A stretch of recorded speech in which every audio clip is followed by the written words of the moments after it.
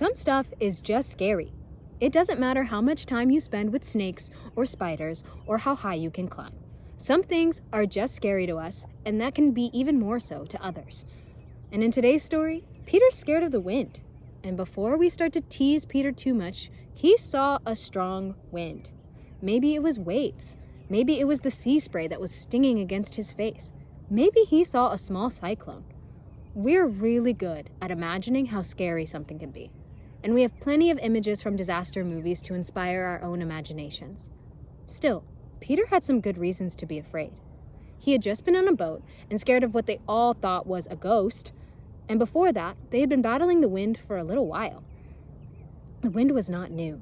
They had already survived a potential poltergeist, and Peter had just stepped out of the boat to try walking on water. With all the evidence in front of him, and all that he had already overcome, you might think that Peter would fare a little better. Walking on water isn't what scared him, but we knew that the swirling wind did. It's strange what gets to us. Comfort is something that we value as a society. We like a comfy couch. We like the temperature in the room to be consistent. We like the bugs to stay where we think they belong, which is far from us, even if we're outside. And sometimes we work so hard to stay comfortable that we keep ourselves from growing. Avoiding those challenges doesn't allow us to build the confidence we find in overcoming those challenges. That doesn't mean that we go out looking for trouble to overcome, but we shouldn't hide from the reality around us. We should battle the headstrong winds in our lives. And when we've gotten familiar with what we challenge, we might find ourselves stepping out and trying to walk on water. Peter didn't start out with walking on water, and it isn't what made him start sinking.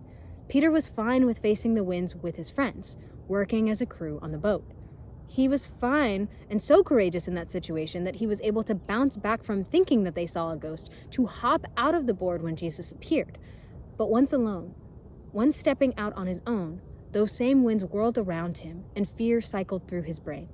Once alone, Peter finds himself shaking. Even though Jesus is right there, Peter calls for help, crying out, "Rescue me!" Fear is not logical. Literally, it comes from the instinctual portion of our brain. In an emergency, our instinct operates first. Emotions follow, then logic brings up the rear. It's difficult when we think we're operating logically. Maybe we're a little bit in our feelings. And then, out of nowhere, the alarms go off, and we're in fight or flight mode as fear tries to take over. Campers will each come with their own fears.